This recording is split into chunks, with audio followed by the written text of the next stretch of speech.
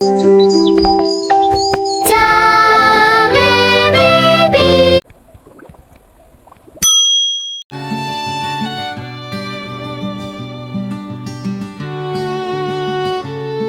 அடர்ந்த காட்டில் தந்திரமான நரியும் அறிவும் அமைதியும் கொண்ட கொக்கும் வாழ்ந்து வந்தன. காட்டில் உள்ள எல்லா மிருகங்களும் கொக்கை மதித்து பேசுவது நரிக்கு மிகவும் பொறாமையாக இருந்தது. எப்படியாவது இதை ஏமாற்ற வேண்டும் என்று அது மனதில் திட்டமிட்டது.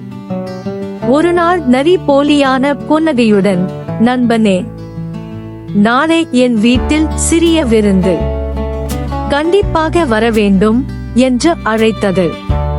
கொக்கும் எதையும் சந்தேகிக்காமல் மகிழ்ச்சியுடன் சம்மதித்தது.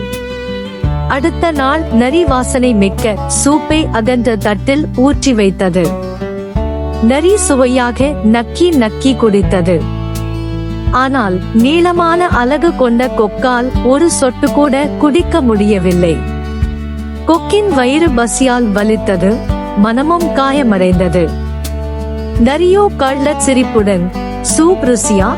என்று கேட்டு கிண்டல் செய்தது. கொக்கு அமைதியாக, "மிகவும் ருசி" என்று மட்டும் கூறி பறந்து சென்றது.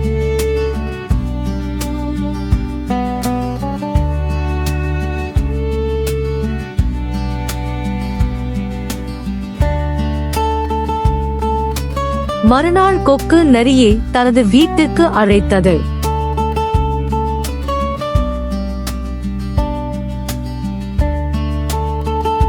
இந்த முறை சூப் நீளமான மெல்லிய குவளையில் ஊற்றப்பட்டது. கொக்கு தனது நீளமான அலகை உள்ளே நுழைத்து சுவையாக குடித்தது. ஆனால் நரியால் வாசனையை மட்டும் முகர முடிந்தது, குடிக்க முடியவில்லை. அப்போது நரி வெட்கத்தாலும் வருத்தத்தாலும் தலை குனிந்தது. தன் செயல் தன்னிடமே திரும்பி வந்ததை அது புரிந்து கொண்டது. நீதி, நாம் பிறருக்கு செய்வது ஒரு நாள் நமக்கே திரும்பி வரும்.